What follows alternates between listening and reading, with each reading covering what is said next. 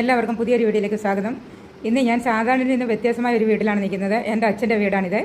അപ്പോൾ ഞങ്ങൾക്കൊരു പ്രത്യേകതയുണ്ട്. എൻ്റെ ഹസ്ബൻഡ് കുടുംബത്തിലെ ഒരു കല്യാണമാണ്. ആ കല്യാണത്തിന് കൂടാൻ വേണ്ടിയിട്ടാണ് ഞങ്ങൾ എത്തിയത്. ഈ കല്യാണം കഴിഞ്ഞതിന് ശേഷം ആ കുടുംബത്തെ എല്ലാം ഞങ്ങൾ ഈ വീട്ടിലേക്ക് ക്ഷണിക്കുന്നുണ്ട്, എൻ്റെ അച്ഛൻ്റെ വീട്ടിലേക്ക്. അപ്പോൾ ഞങ്ങൾ ഇവിടെ അതിന് വേണ്ടിയിട്ട് നേരത്തെ ഓരോ അച്ചാറുകളൊക്കെ തയ്യാറാക്കി വെക്കാം. പിന്നെ ഓണമല്ലേ, അപ്പോഴും നമുക്ക് അച്ചാറുകളൊക്കെ വേണമല്ലോ. അപ്പോൾ ഞങ്ങൾ ഇവിടെ ഒരു സദ്യയായിട്ട് തന്നെ എല്ലാവർക്കും കൂടെ കൂടാമെന്ന് കരുതി.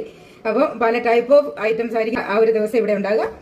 അതിനുള്ള പ്രിപ്പറേഷൻസ് ആണ്. വല്ലാണ്ട് തിരക്കാണ് ശരിക്കും പറഞ്ഞാൽ കല്യാണത്തിന് പോകാനുള്ള പ്രിപ്പറേഷൻസ്, പിന്നെ നമ്മൾ ഓരോ സാധനങ്ങളൊക്കെ റെഡിയാക്കി വെക്കുന്നതിന്റെ തിരക്ക്.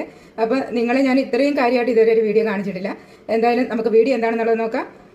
മാങ്ങ അച്ചാറാണ് തയ്യാറാക്കുന്നത്. കാടുമാങ്ങ തയ്യാറാക്കാനായിട്ട് ഞാനൊരു പാൻ വെച്ചു. ഇതിലേക്ക് നമുക്ക് കുറച്ച് സാധനങ്ങൾ വറുത്തെടുക്കേണ്ടതായിട്ടുണ്ട്. പാൻ ചൂടായിട്ടുണ്ട്. അതിലേക്ക് നമുക്ക് 1/4 സ്പൂൺ ഉലുവ ഇടാം. കായത്തിന്റെ പൊടി ഇടുന്നതിനേക്കാളും നല്ലത് ഈ കായത്തിന്റെ പീസ് ഇടുന്നതാണ്. കായം ഇങ്ങനെ കട്ടയായിട്ടുള്ളത് ഇടുമ്പോൾ നമുക്ക് നല്ല ഫ്ലേവറാണ് കിട്ടാറുള്ളത്.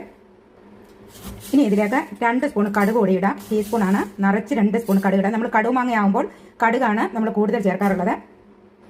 ഇത് നമുക്കൊന്ന് വറുത്തെടുക്കാം. ഇതിനോടൊപ്പം തന്നെ നമുക്ക് കുറച്ച് കറിവേപ്പില കൂടി ചേർക്കാം.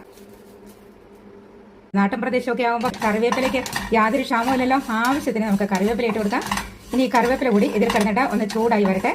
ശരിക്കും വരും ദിവസങ്ങളിൽ എൻ്റെ വീട് നല്ല ബഹളവും കാര്യങ്ങളും ഒക്കെ ആയിരിക്കും. കാരണം ഈ വീട് വളരെ സന്തോഷമായിട്ട് പോകുന്ന ദിവസങ്ങളാണ് ഇനിയുള്ളത്. എൻ്റെ ഹസ്ബൻഡിന്റെ കുടുംബത്തിലെ പലരും ഇനി ഇങ്ങോട്ട് വരും. പിന്നെ എൻ്റെ കസിൻസ്, അവരുടെ മക്കള് എല്ലാവരും കൂടെ കൂടുന്ന നല്ല മനോഹരമായ ദിവസങ്ങളാണ് ഇനി വരാൻ പോകുന്നത്. ഇതിപ്പോൾ മൂത്ത് ഇട്ടിട്ടുണ്ട്. നമുക്ക് ഫ്ലെയിം ഓഫ് ചെയ്ത് വെക്കാം. ഇത് തണുത്തതിന് ശേഷം നമുക്കൊന്ന് പൊടിച്ചെടുക്കണം. ഞാൻ നേരത്തെ ഉപ്പ് ചേർത്ത് വെച്ചിരുന്ന മാങ്ങയാണ്. മാങ്ങയിലേക്ക് 1/4 സ്പൂൺ മഞ്ഞൾപ്പൊടി കൂടി ഇട്ടിട്ട് നന്നായിട്ടൊന്ന് മിക്സ് ചെയ്തെടുക്കാം. ഇത് ഇപ്പോൾ മഞ്ഞളും കൂടി ചേർത്ത് റെഡിയായി കിട്ടിയിട്ടുണ്ട്. ഇനി നമുക്ക് വളരെ പെട്ടെന്ന് തന്നെ അച്ചാറാക്കി എടുക്കാം. വറുത്തെടുത്ത സാധനങ്ങളൊക്കെ തണുത്ത് കിട്ടിയിട്ടുണ്ട്. ഇത് നമുക്ക് ഗ്രൈൻഡറിലിട്ടൊന്ന് പൊടിച്ചെടുക്കാം. ഇതിപ്പോൾ നന്നായിട്ട് പൊടിഞ്ഞിട്ടിട്ടുണ്ട്. പാൻ ചൂടായിട്ടുണ്ട്. ഇതിലേക്ക് കുറച്ച് നല്ലെണ്ണ ഒഴിച്ചു കൊടുക്കാം.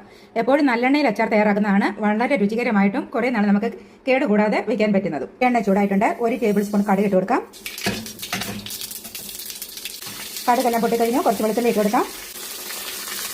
കുറച്ച് കറിവേപ്പില കൂടി ഇട്ട് കൊടുക്കാം. ഇനി ഇതിലേക്ക് 3 ടേബിൾ സ്പൂൺ മുളക് പൊടി ഇട്ട് കൊടുക്കാം. കാശ്മീരി മുളക് പൊടിയാണ് എടുത്തിട്ടുള്ളത്. അതാകുമ്പോൾ എരിവ് കുറവുള്ള മുളകാണ്. മുളക് നന്നായിട്ട് മൂത്ത് വന്നിട്ടുണ്ട്. ഇതിലേക്ക് നമുക്ക് അരിഞ്ഞു വെച്ച് മാങ്ങ ഇട്ട് കൊടുക്കാം.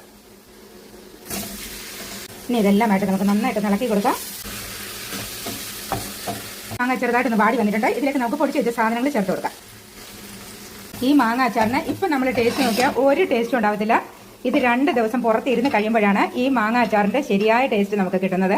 ഇതിലേക്ക് 1 ടീസ്പൂൺ വിനീഗർ കൂടി ഒഴിച്ചു കൊടുക്കാം. ഇതൊന്ന് മിക്സ് ചെയ്യാം. ഇനി നമുക്ക് ഫ്ലെയിം ഓഫ് ചെയ്യാം. 2 ദിവസം ഇത് പുറത്തിരുന്ന് കഴിയുമ്പോഴാണ് ഈ മാങ്ങ അച്ചാറിന്റെ ഈ ശരിയായ ടേസ്റ്റ് നമുക്ക് കിട്ടുക. ഈ വീഡിയോ നിങ്ങൾക്ക് ഇഷ്ടപ്പെട്ടാൽ നിങ്ങൾ ലൈക്ക് ചെയ്യാനും കമന്റ് ചെയ്യാനും സബ്സ്ക്രൈബ് ചെയ്യാനും മറക്കല്ലേ. താങ്ക്